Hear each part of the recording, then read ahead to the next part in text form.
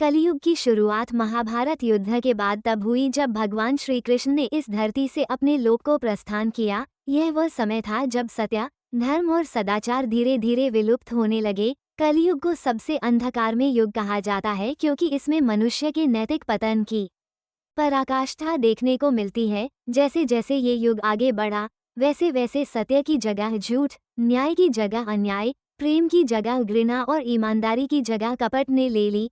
प्रारंभिक समय में इसका प्रभाव धीमा था, लेकिन समय के साथ साथ ये पूरी दुनिया पर हावी हो गया। आज के समाज को देखें तो हर तरफ लोभ, क्रोध, कामना और वासना का बोलबाला है। मनुष्य पहले के समय में अपने जीवन का उद्देश्य आत्मिक उन्नति और मोक्ष प्राप्ति को मानता था, लेकिन अब वह केवल सांसारिक सुख सुविधाओं के पीछे भाग रहा है। पैसे और ताकत के लिए लोग अपनों तक को धोखा देने से पीछे नहीं हटते। माता पिता जिन्होंने बच्चों को जन्म दिया और पाला पोसा, वही संतान उन्हें वृद्धाश्रम भेज देती है। रिश्तों में प्रेम और त्याग की भावना लगभग समाप्त हो चुकी है। भाई अपने ही भाई का शत्रु बन चुका है। समाज में सच्चाई का कोई मूल्य नहीं रह गया। झूठे और मक्कार लोग प्रतिष्ठा प्राप्त कर रहे हैं, जबकि सच्चे लोग उपेक्षित रह जाते हैं। राजनेता देश की सेवा करने के बजाय अपने स्वार्थ की पूर्ति कर रहे हैं।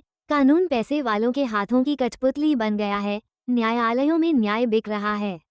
गरीब और निर्दोष व्यक्ति इंसाफ के लिए दर दर भटकता है, जबकि अपराधी खुलेआम घूमते हैं। स्त्रियों का सम्मान जो प्राचीन समय में सर्वोपरि था, वो अब लगभग समाप्त हो गया है। समाज में नारी केवल एक वस्तु बनकर रह गई है। बलात्कार, घरेलू हिंसा, शोषण और दहेज हत्या जैसी घटनाएं आम हो चुकी हैं। पहले जहां स्त्रियों को देवी का दर्जा दिया जाता था, अब वही अपने सम्मान और जीवन की रक्षा के लिए संघर्ष कर रही हैं। बच्चों की मासूमियत भी अब सुरक्षित नहीं रही। छोटी छोटी उम्र में ही वे अपराधों की ओर आकर्षित हो रहे हैं। स्कूल और कॉलेज जो शिक्षा के मंदिर हुआ करते थे, वहां अब नशे, गुंडागर्दी और अनुशासनहीनता का राज हो चुका है। युवा वर्ग जो देश का भविष्य माना जाता था, वो अब नशे और भटकाव का शिकार हो चुका है। बेरोजगारी, भ्रष्टाचार और अवसरों की कमी ने उन्हें गलत रास्तों की ओर मोड़ दिया है। सोशल मीडिया और इंटरनेट का प्रभाव इतना अधिक हो गया है कि लोग अपने परिवार और वास्तविक जीवन से कटते जा रहे हैं।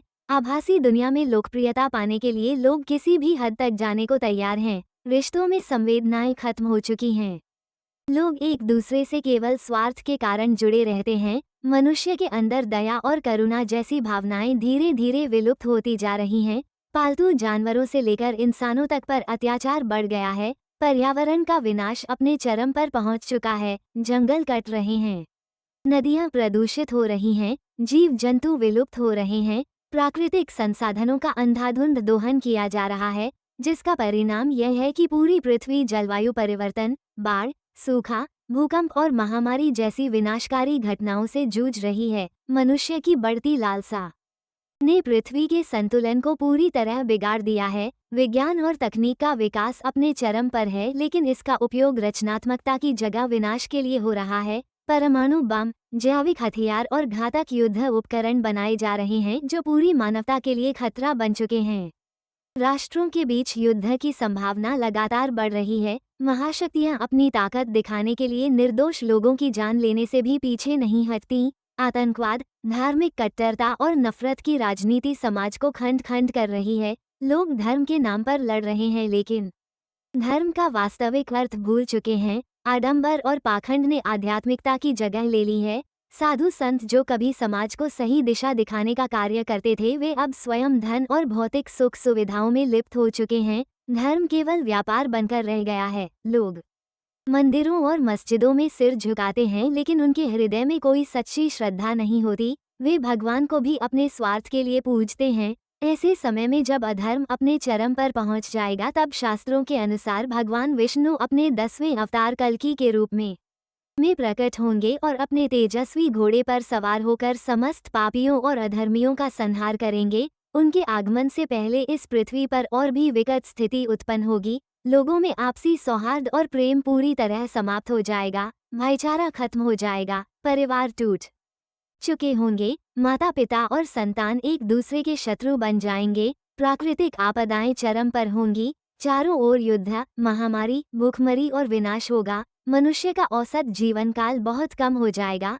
लोग छोटे छोटे कारणों से एक दूसरे की हत्या करने लगेंगे। धन और वासना के लिए लोग अपने ही परिवार के लोगों को मार डालेंगे। चोरी, डकैती और हत्या आम बात हो जाएगी। पवित्र नदियां सूख जाएंगी। धर्म का स्थान पूरी तरह अधर्म ले लेगा। भगवान का नाम लेने वाले लोग बहुत कम बचेंगे। जो भी व्यक्ति भगवान की भक्ति करेगा उसे मूर्ख और पिछड़ा समझा जाएगा। तब अंततः जब पृथ्वी अधर्म के बोझ से पूरी तरह दब जाएगी, तब भगवान कल्कि प्रकट होंगे और अपने दिव्य अस्त्रों से पापियों और अधर्मियों का नाश करेंगे। वे पृथ्वी को फिर से शुद्ध करेंगे और धर्म की पुनः स्थापना करेंगे। उनके द्वारा इस महाविनाश के बाद एक नए युग की शुरुआत होगी जिसे पुनः सतयुग कहा जाएगा। लेकिन तब तक इस कठिन समय में केवल वही लोग बचे रहेंगे जो सच्चाई, ईमानदारी, प्रेम और भगवान की भक्ति के मार्ग पर चलेंगे, क्योंकि कलयुग में मुक्ति का एकमात्र उपाय नामस्मरण और सत्य का पालन करना ही बताया गया है। यही कारण है कि संत महात्मा सदैव भगवान का नाम जपने की सलाह देते हैं, क्योंकि यही वह सहारा है जो इस अंधकार में युग में मनुष्य को सच्चे सुख और शांति की ओर ले जा सकता है।